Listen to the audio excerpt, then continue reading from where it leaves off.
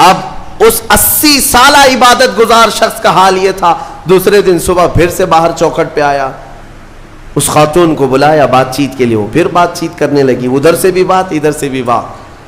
چند دن گزرے کہ اب گھنٹوں بات ہونے لگی، خیر خیریت چھوڑو، گھنٹوں بات ہونے لگی.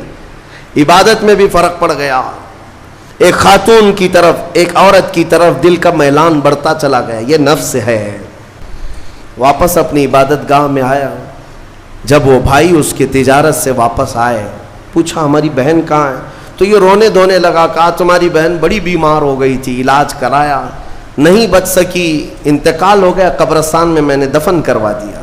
اچھا، ایک اور اس میں حکمت یہ ہے، روزہ جو رکھا جاتا ہے یہ بندے اور اللہ کے بیچ کا راز ہے، دوسرے کسی کو پتہ نہیں. میرا روزہ آپ کو نہیں معلوم، آپ کا روزہ مجھے نہیں معلوم. چہرہ دیکھ کر کے کچھ بھی کہا جا سکتا ہے. ہاں، چہرہ دیکھ کر کسی کا روزہ پتہ چلے گا. آپ کل سحری کر کے نیت کر کے روزے سے آئے ہیں، کسی کی پیشانی پہ تو لکھا نہیں ہے کہ یہ روزے دار ہے. آپ نے کہا ہم نے مان لیا، لیکن حقیقت کیا ہے یہ تم جانو گے، اللہ ہی جانے.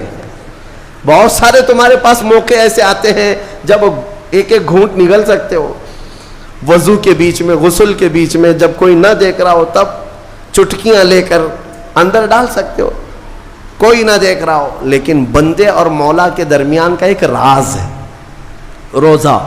اسی وجہ سے ایک حدیث میں ملتا ہے قیامت کے دن جب ایمان والوں کو جمع کیا جائے گا اور جن کی بخشش ہو جائے گی، تو ان میں ایک جماعت ایسی ہوگی جو جنت کی طرف اڑتے ہوئے جا رہے ہوں گے اور جنت میں پہنچ جائیں گے، کسی کو نظر نہیں آئیں گے، بہت تیزی سے وہ جنت پہنچ چکے ہوں گے. باب الریان ایک دروازہ ہے جو صرف روزے داروں کے لیے، جن کے روزے اللہ کی بارگاہ میں پسند آ گئے، وہ دروازہ صرف ان کے لیے. وہاں پہنچ چکے ہوں گے، بہت سارے اہل اللہ، بڑے بڑے مقامات والے وہاں موجود ہوں گے. پوچھیں گے تم کہاں سے آئے، کون سے راستے سے آئے؟ نہ وہاں نظر آئے نہ راستے میں نظر آئے، یہاں کیسے پہنچے؟ تو وہ کہیں گے کہ اللہ تبارک و تعالیٰ نے ہمیں روزوں کی وجہ سے یہ مقام دیا. رب تعالیٰ کی طرف سے ارشاد ہوتا ہے کہ ان بندوں نے دنیا میں جو روزہ رکھا تھا وہ سب سے چھپا ہوا تھا، کسی کو پتہ نہیں تھا روزہ ہے یا نہیں. اس لیے جب میں نے ان کے روزے قبول کیے تو سب سے چھپا کر انہیں جنت کی طرف بھیج دیا. وہاں پر بھی یہ جزا دی گئی. میرے عزیزوں، فضیلتیں بہت ساری ہیں، سب کو پتہ ہے، لیکن میں جو کہہ رہا ہوں وہ یہ ہے کہ اگر اپنے نفس کو کنٹرول میں لانا ہو تو یہ روزے شرط ہیں. ایک صحابی حضور کی بارگاہ میں آئے، جوان تھے. کہا کہ یا رسول اللہ صلی اللہ علیہ وسلم، جوان ہو چکا ہوں، شادی کی عمر ہے، لیکن شادی کرنے کی طاقت نہیں، مال نہیں، اسباب نہیں، کیا کروں؟ شادی نہ کرے تو گناہوں کی طرف چلے جائیں، خواہشات ہیں انسان کی. تو جانتے ہیں میرے آقا صلی اللہ تعالیٰ علیہ وسلم نے کیا فرمایا کہ اگر استطاعت ہے تو شادی کر لے، ورنہ روزہ رکھ لے. شادی کے بدل ڈائریکٹ کون سی چیز؟ روزہ. فرمایا اس لیے کہ روزہ تمہاری شہوت کو ختم کرتا ہے، تمہارے اندر صبر قائم کرتا ہے. عزیزان گرامی، حدیث پاک کا یہ مفہوم میں آپ کے سامنے رکھ رہا ہوں. تربیت میں میرے آقا نے ان نوجوانوں سے کہا جن کی شہوت غالب ہے، جو گناہوں کی طرف زیادہ جا سکتے ہیں، ان کے لیے فرمایا گیا وہ روزہ رکھیں، کنٹرول میں رہیں گے. صرف رمضان کا ہی نہیں، سال میں اور بھی دنوں میں روزہ رکھو تاکہ تمہارا نفس قابو میں رہے، کنٹرول میں رہے. میں چند مہینے پہلے کچھ نوجوانوں کی کثرت کو دیکھ رہا تھا جو اپنے جسم کو شیڈول بنانے کے لیے، مینٹین کرنے کے لیے ڈائٹ پلان تیار کر رہے تھے. تو اس میں ایک بہت ہی بڑے ڈاکٹر ہیں جنہوں نے ڈائٹ پلان دیا، تو اس میں انہوں نے مینشن کیا کہ ہفتے میں ایک دن بھوکا رہنا چاہیے، صبح سے شام تک. وہ نان مسلم ہے. میں نے پوچھا تھا کہ یہ آپ کے ڈائٹ پلان میں کس لیے ہے؟ تو انہوں نے اس کی سائنٹیفک وجہ بتائی کہ ہفتے بھر میں ہم جو کچھ بھی کھاتے ہیں، کچھ ایسی چیزیں جمع ہو جاتی ہیں جن کو پگھلنے کا موقع ہی نہیں ملتا، ہم بار بار کھاتے رہتے ہیں، اس پر چیزیں جمع ہوتی رہتی ہیں. ایک دن ہفتے میں اگر اپنے پیٹ کو خالی چھوڑ دیا جائے تو فاسد مادے گل کر کے باہر نکل جائیں گے اور صحت ہمیشہ صحیح رہے گی. یہ دنیا کہہ رہی ہے. میرا مولا بغیر حکمت کے کوئی چیز تم پر فرض نہیں فرماتا. جس نے ہمارے جسموں کو بنایا، جس نے ہماری روح کو بنایا، وہی زیادہ بہتر جانتا ہے کہ ہمارے حق میں کیا چیز اچھی ہے. اس لیے اے میرے عزیزو، اب ان نفس کے خلاف جو باتیں میں نے عرض کی ہیں، نوجوانوں، آج تمہارے لیے نہیں، پوری زندگی کا سب سے بڑا چیلنج ہے، سب سے بڑا چیلنج. جو اپنے نفس امارہ سے بچ گیا وہ صحیح سلامت دنیا سے چلا گیا، ورنہ موت کے وقت بستر پر روح نکلنے سے پہلے بھی نفس امارہ بہکاتا ہے. یہ شیطان کا قریبی دوست ہے. یہ دونوں کی سانٹھ گانٹھ ہے. نفس کی اور شیطان کی دوستی بہت گہری ہے، بہت گہری ہے. اسی لیے تو شیطان جاتا ہے تو نفس اس کا کام کرتا رہتا ہے. دونوں مل کر کے انسان کو تباہ و برباد کرتے ہیں. لیکن اس کے باوجود اگر آپ بچے ہیں تو یہ اللہ کا فضل ہے تم پر، اللہ کا فضل ہے. میں بنی اسرائیل کے ایک شخص کے متعلق پڑھا تھا، بڑا عبادت گزار شخص تھا. وہ اپنے صومعہ کہتے ہیں جس میں عبادت کرتے ہیں، بنی اسرائیل کا وہ عبادت گزار شخص قریب 80 سال تک عبادت کیا اور باہر نہیں نکلا. شہر میں سب سے زیادہ مقبول، ہر ایک اس کے پاس دعائیں کرانے کے لیے آتے تھے. اتفاق سے اس گاؤں میں ایک گھر کے 4 بھائی تھے، وہ تجارت پر جا رہے تھے. ان کی تنہا بہن تھی گھر پر. چاروں نے سوچا ہم تجارت پر جا رہے ہیں، اپنی بہن کہاں چھوڑیں. تو چاروں نے کئی لوگوں سے مشورہ کیا اور بزرگوں سے بات چیت ہوئی تو کہا کہ وہ عابد جو شب زندہ دار ہیں، رات بھر عبادت کرتے ہیں، ان کی نگرانی میں چھوڑ کر، ان کی کفالت میں چھوڑ کر چلے جاتے. وہ چاروں آئے اور اپنی تجارت کا سفر بتایا اور کہا کہ ہماری بہن گھر پہ رہے گی، بس آپ دیکھ بھال کریں. اور وہ تجارت پر چلے گئے. یہ بہت ہی عبادت گزار شخص ہے بنی اسرائیل کا، بہت عبادت گزار.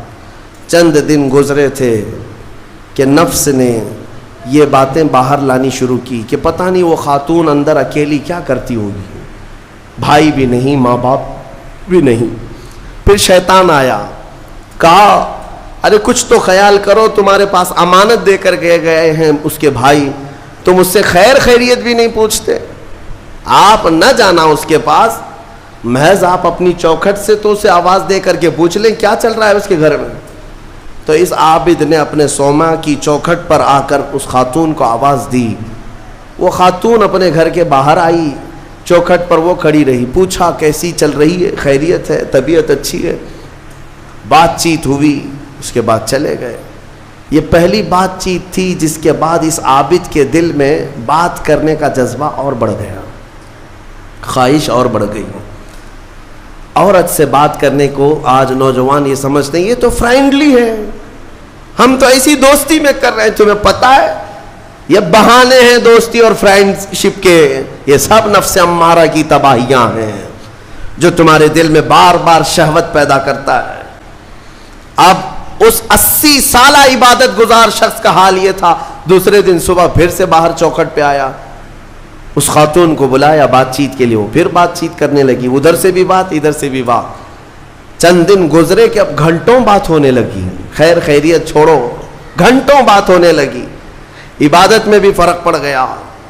ایک خاتون کی طرف، ایک عورت کی طرف دل کا میلان بڑھتا چلا گیا. یہ نفس ہے، نفس ہے. جہاں پیٹرول ہو اور پھر آگ ہو، ایسا نہیں ہو سکتا کہ دونوں میں ایک بھی ادھر سے ادھر ہو جائے تو آگ نہیں لگے گی، بھڑکے گی نہیں. میرے عزیزو، اس کے بعد کئی دن ایسے ہونے کے بعد شیطان ایک بزرگ کی شکل میں آ کر اس عابد سے کہا کیا کھڑے کھڑے بات کرتے ہو، اس کے گھر جاؤ، بیٹھو، تسلی دو اس کو. یہ عابد اپنے صومعہ سے 80 سال بعد باہر نکلا تھا اور اس خاتون کے گھر گئے. اور کھانا پینا ساتھ ہوتے ہوتے یہ نوبت یہاں آئی کہ زنا کر لیا. 80 سالہ عبادت گزار شخص زنا جیسی نحوست میں مبتلا ہو گیا، منہ کالا کر لیا. اب اس کے بعد اپنے سوما واپس آیا. اس کو تو ایسا لگا کہ میں تو مزے میں ہوں, بھائی بھی نہیں ہے اس کے, کوئی نہیں ہے.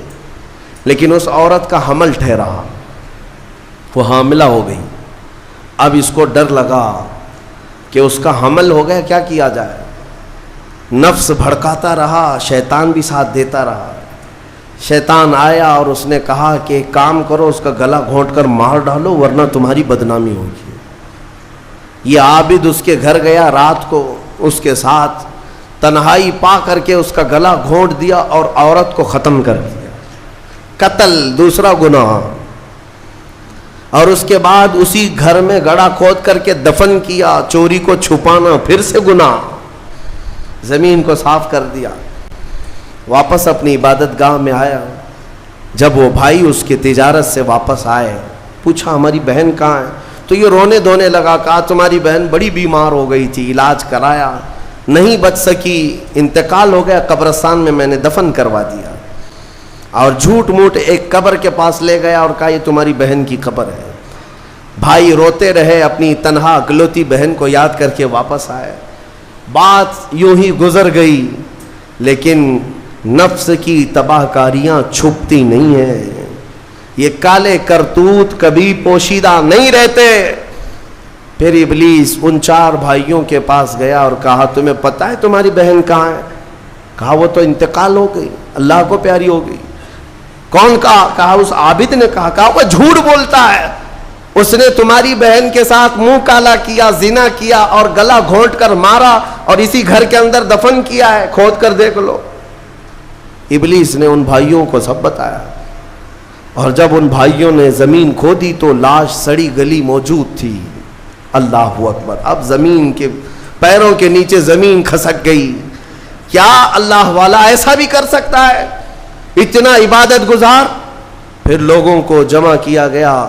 سبوں نے دیکھا تو اس کے بعد غصے میں سارے لوگ بپھر گئے اور سب کے سب ٹوٹ پڑے اس سوما پر, اور اسے کھینچ کر کے باہر لایا گیا اور اس سے پوچھا گیا. اخیر میں مار توڑ کے بعد اس نے اقرار کر لیا کہ ہاں میں نفس کے دھوکے میں آ گیا تھا, مجھ سے یہ گناہ ہو گیا ہے, غلطی ہو گئی ہے. ساری قوم نے مل کر اس کا چہرہ کالا کیا اور اس کو پھانسی پر چڑھایا. جب پھانسی پر لٹکانا تھا, دنیا تماشا دیکھ رہی تھی, بچے تالیاں بجا رہے تھے, لوگ پتھر پھینک رہے تھے. لیکن اس وقت بھی سامنے شیطان آیا اور اس کا نفس بھی تھا. یہی نفس امارہ ہے. دونوں نے مل کر کے کہا کہ اے عابد, اب بھی تیری حفاظت ہو سکتی ہے, بچ جائے گا تو, اس پوری بلا سے تجھے ہم نکال لیں گے. اس نے پوچھا کیسے؟ کہا دیکھ تو جتنی عبادت خدا کی کیا 80 سال, اس خدا نے تجھے کچھ نہیں رکھا, اس حالت تک لے آیا. کاش تو ہماری عبادت کر لیتا, ہمیں خدا مان لیتا تو چٹکی میں تجھے نکال لیتے. نفس کی سن لیا اس عابد نے. کہا صحیح بات ہے, اتنے سالوں تک خدا کی عبادت کرتا رہا, پھر بھی پھنسا ہوں, کچھ بھی اچھا نہیں ہو رہا ہے میرے ساتھ. ایک غلطی ہوئی, اس کی سزا ہی ہو رہی ہے. نفس صحیح کہہ رہا ہے. اس نے اپنے نفس کی مانی اور شیطان سے کہا تو ہی میرا خدا ہے, تجھ سے میں سجدہ کروں, مجھے اس بلا سے نکال لے. جیسے ہی اس نے یہ کہا, شیطان تالیاں مارتا ہوا چلا کہ میرا کام مکمل ہو گیا. ادھر لوگوں نے اسے پھانسی پر چڑھا دیا. ابتدا آنکھوں سے شروع ہوئی, باتوں سے شروع ہوئی اور کفر پر خاتمہ ہوا. موت کس بات پر ہوئی؟ کفر پر موت ہوئی. لوگ ہلکے میں لیتے ہیں کہ یہ یوں ہی مزے کی زندگیاں ہیں. میرے عزیزوں, نفس سے الرٹ رہو. اس نفس نے اچھے اچھوں کا تقوی بھسم کر دیا, کئی لوگوں کی عبادتیں ضائع کر دیں. عورت کے فتنے سے, مال کے فتنے سے, حرص لالچ کے ذریعے سے اس نے ایمان کو تباہ کیا ہے. اور پھر میں آخر میں یہی کہتا ہوں, اس نفس کو اگر کوئی کنٹرول کر سکتا ہے تو اللہ کا یہ پیارا مہمان رمضان المبارکہ ہے. یہ رمضان ہے, یہ رمضان ہے جو تمہیں نفس کی غلامی سے آزاد کرائے گا. اس سے خوب محبت کرو, خوب محبت کرو. قیامت کے دن ایک شکل میں آئے گا, ایک شکل میں آئے گا, خوبصورت شکل میں آئے گا, خوبصورت شکل میں آئے گا. اور حدیث پاک میں ملتا ہے کچھ بندے وہ ہوں گے جن کی سفارش کے لیے رمضان آئے گا. رمضان آئے گا، اور اللہ تعالیٰ رمضان کی اور قرآن کی سفارش کو کبھی رد نہیں فرمائے گا. جس کی سفارش میں رمضان آ گیا اس کے لیے جنت میں جانا واجب ہو جائے گا. اور کچھ لوگ وہ ہوں گے جن کے خلاف رمضان کھڑا ہو جائے گا. رب تعالیٰ سے کہے گا مولا میں ہر سال اس کے گھر جاتا تھا، یہ مجھے کبھی قدر کی نگاہ سے نہیں دیکھتا، میری عزت نہیں کرتا، میرا احترام نہیں کرتا. رمضان کچھ لوگوں کی شکایت کرے گا. وہ بندہ کہتا ہے مولا میں اس کو پہچانتا ہی نہیں، یہ کون نیا آدمی ہے؟ مولا فرمائے گا یہ میرا مہمان رمضان ہے جو ہر سال تیرے گھر آتا تھا، تو بے قدری کرتا تھا، بے احترامی کرتا تھا، اور آج رمضان تیرے خلاف کھڑا ہو گیا، اس لیے تجھے جہنم میں جانے کا پروانہ دیا جاتا ہے. میرے عزیزو، رمضان کو اپنے خلاف سفارشی نہ بناؤ، رمضان کو اپنا حمایتی بناؤ، اس سے محبت کرو، اس رمضان کا قدر کرو، احترام کرو. اپنے گھروں میں جس طرح کسی باہر کے آئے ہوئے مہمان کی عزت ہوتی ہے، رمضان کی عزت ہونی چاہیے. گھروں میں خرافات نہ ہو، بے حیائیاں نہ ہو. بچوں کو بار بار اس بات پر ٹوکو کہ بیٹا بری بات نہ کریں، رمضان ہے، اللہ کا مہینہ ہے. ہمارے بزرگ ہمیشہ یہی کہا کرتے تھے، کسی کو مارنے نہیں دیتے تھے کہ روزہ ہے، رمضان ہے، ہاتھ نہیں اٹھانا. گالی دیتے تو کہتے کہ بیٹا رمضان چل رہا ہے، گالی مت دے. یہ ہے رمضان کے احترام کے طریقے. آج یہ ہمارے معاشرے سے جا رہے ہیں. اس لیے میں کہتا ہوں ہر بات پر تاکید کرو اپنے بچوں کو کہ رمضان ہے، رمضان ہے، اور انشاءاللہ العزیز یہ رمضان ہماری سفارش کرے گا اور مولا اس کی سفارش پر ہمیں جنت عطا فرمائے گا. وآخر دعوانا الحمد